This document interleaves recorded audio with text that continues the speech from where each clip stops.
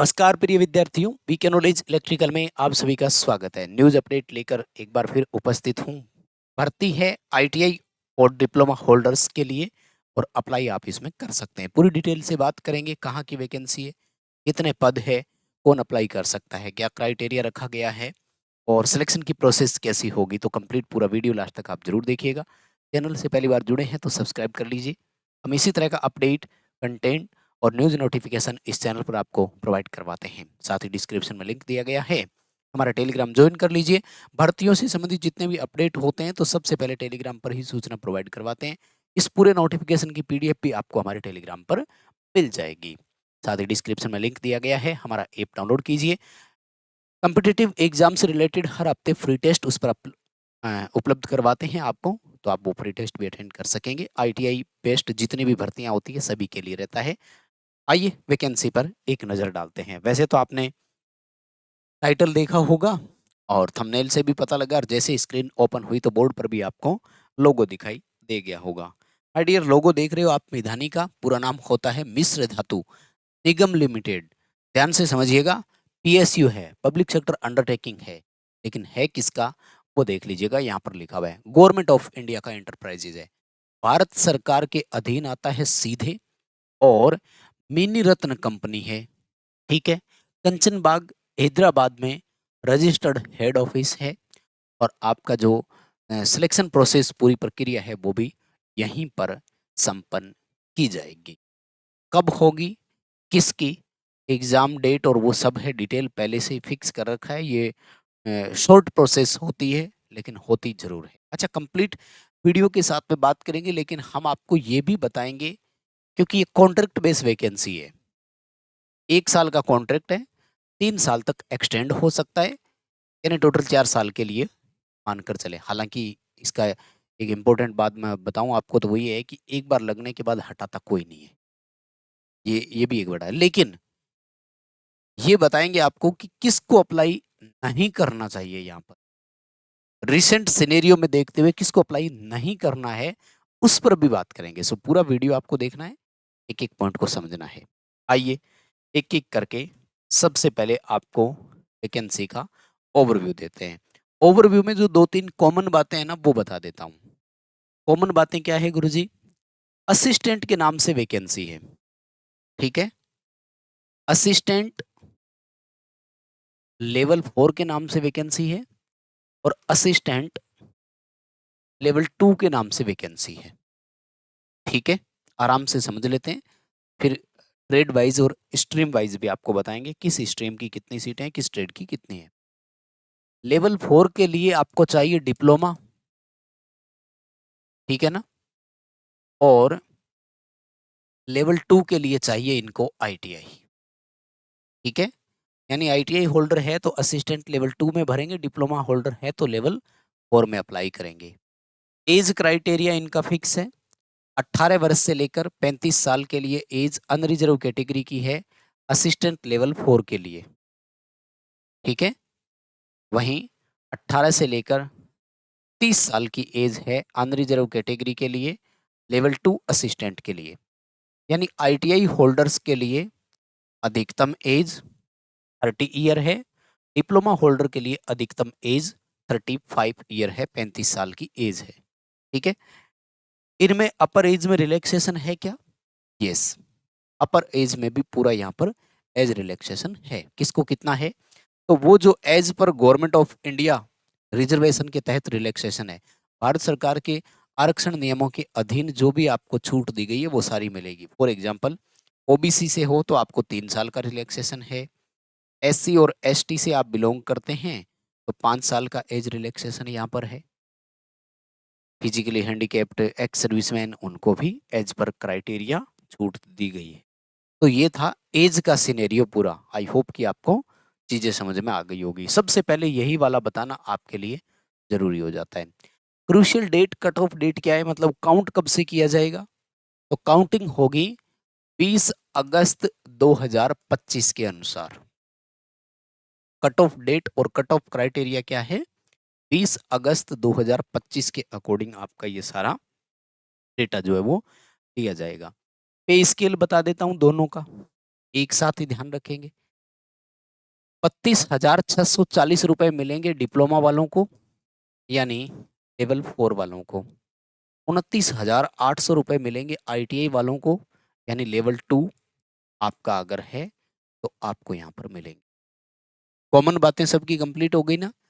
अब आ जाओ, हम चलते हैं स्ट्रीम वाइज और ट्रेड वाइज कि किसका कब होगा एग्जाम, कितनी है सीटें और क्या है क्वालिफिकेशन। तो इस पर हम लोग एक एक करके पॉइंट टू पॉइंट चर्चा करते हैं। सबसे पहले देखो, 8 सितंबर से शुरू हो रहा है आपका ये सिस्टम, ठीक है ना। 8 सितंबर 2025 मंडे को असिस्टेंट लेवल 4 मेटलर्जी वालों के लिए है, जिनकी टोटल सीटें हैं 20।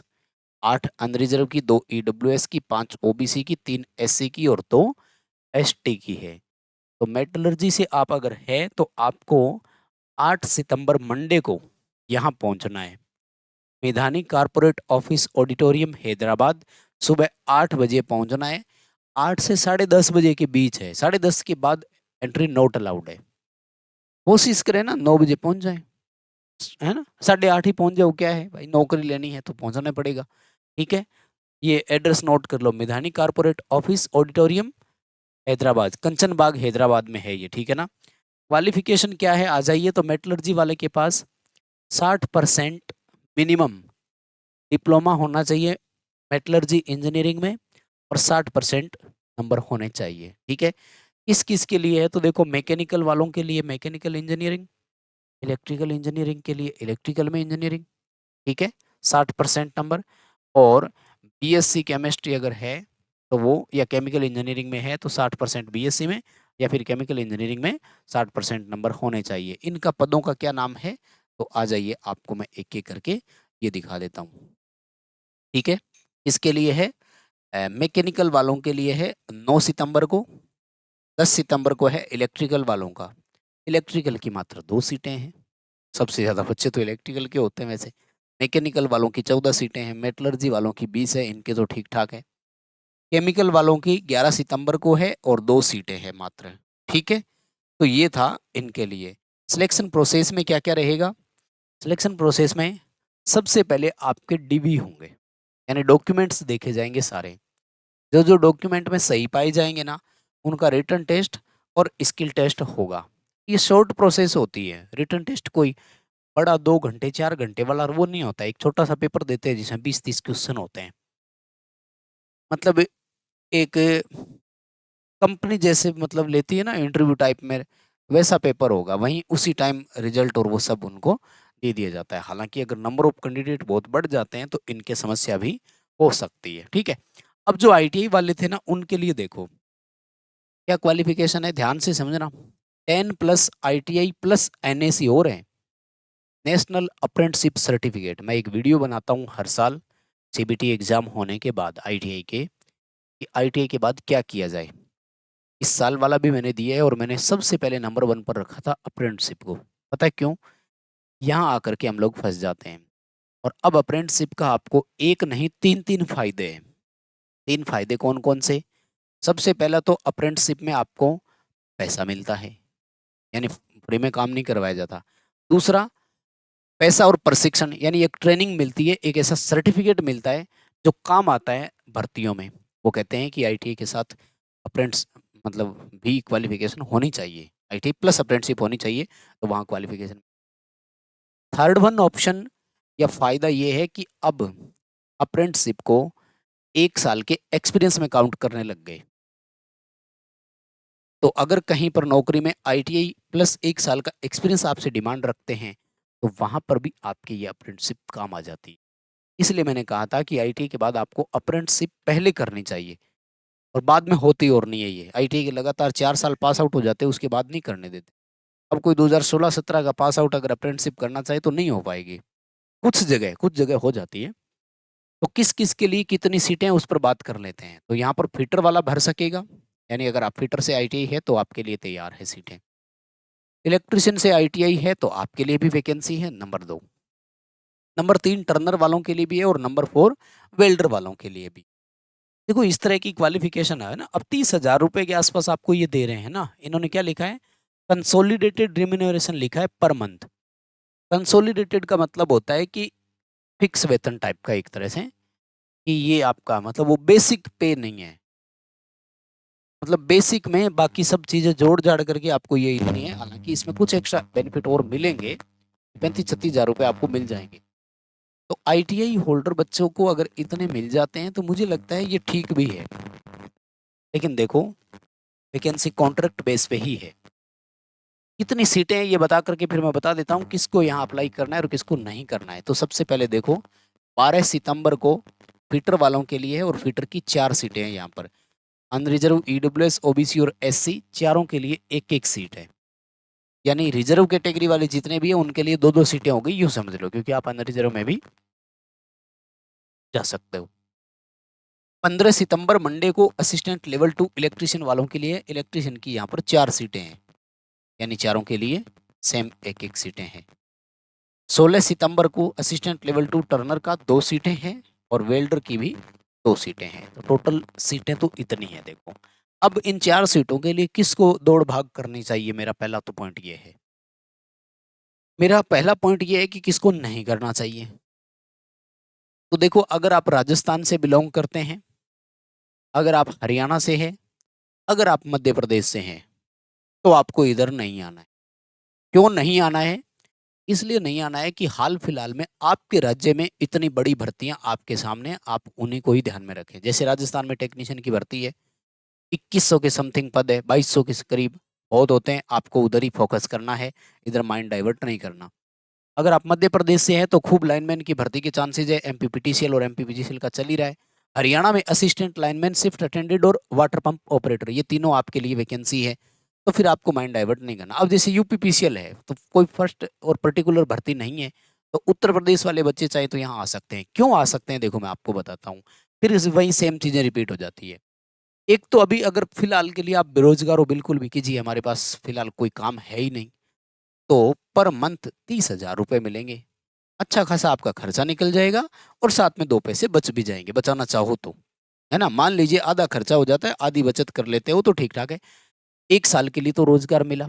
सेकंड इंपॉर्टेंट चीज क्या है कि यहाँ से आपको 1 साल के लिए, पहली बात तो ये एक्सटेंड भी हो जाता है, तो जब 4 साल मौका है, मान लो 4 साल में कहीं ना कहीं सेटल हो ही जाओगे सरकारी नौकरी में, ये भी मेरा विश्वास है। सेकंड इंपॉर्टेंट चीज क्या है कि ये आपको एक्सपीरियंस का सर्टिफिकेट देंगे जो हर जगह काम भी आएगा। बहुत इंपॉर्टेंट रोल हो जाता है इन चीज़ों का। इसलिए मेरा सुझाव है कि अगर आप फिलहाल कुछ भी नहीं कर रहे हो ना, तो इधर आपको ट्राई कर लेना चाहिए, ठीक है ना। पीरियड पर बात हो चुकी है, 1 साल के लिए रखेंगे और 3 साल के लिए जो है वो एक्सटेंड हो सकता है, और जनरली होता भी है। मैं बता रहा हूँ, थोड़ा सा काम सही करोगे और अफसरों की नज़र में रहोगे ना, यार ये लड़का ठीक था, तो कोई नहीं हटाएगा, मैं बता रहा हूँ आपको, ठीक है। प्रोसेस कहाँ होगी सारी की सारी, तो ये ऑफिस नोट कर लो भाई, मैदानी corporate office, auditorium, Kanchanbagh, Hyderabad. यहाँ आपको पहुँचना है 8 बजे से 10:30 बजे के बीच। 10:30 बजे बाद में कोई एंट्री अलाउड नहीं होगी। जितने भी एक्सपीरियंस, एज वगैरह सब है, ये 20 अगस्त 2025 के अकॉर्डिंग काउंट किए जाएंगे। इस पर मैं आपको चर्चा कर चुका हूँ। ओरिजिनल सारे सर्टिफिकेट लेकर जाने हैं, 2 पासपोर्ट साइज फोटो लेकर जानी है, ईडब्ल्यूएस नया है वो लेकर जाना है, ओबीसी का सर्टिफिकेट है तो वो आपको नया सर्टिफिकेट लेकर पहुंचना है। बस भाई अपडेट इतनी है। Exam pattern, selection process, syllabus ये क्या रहेंगे, कुछ नहीं है, छोटा सा है। सबसे पहले डीबी होगा, डी होने के बाद में 10 क्वेश्चन का, 20 क्वेश्चन का एक पेपर पकड़ाएंगे, जो आधे घंटे में आप कर सको और उनको वो भी अटेंड कर सके वहीं तुरंत, और कीजिए हाँ ठीक है इसको कुछ आ रहा है, और 2-4 सवाल पूछेंगे वाइवा टाइप, और यस नो उसी दिन हो जाता है काम। इसलिए मुझे ये लगता है कि आपको चले जाना चाहिए। बाकी आपके क्या ओपिनियन है, आप जाओगे या नहीं, ये हमें ज़रूर बताइएगा कमेंट करके। अपडेट फिलहाल के लिए इतना ही। वीडियो को लाइक ज़रूर कीजिएगा, चैनल को भी सब्सक्राइब कर लीजिए। इसी तरह का अपडेट हम आपको प्रोवाइड करवाते हैं। साथ ही वीडियो दोस्तों तक शेयर कर दीजिएगा, ताकि कोई बच्चा अगर इंटरेस्टेड जाना चाहे तो कम से कम उसको तो रोज़गार मिल सके। बहुत धन्यवाद, शुक्रिया, थैंक यू वेरी मच।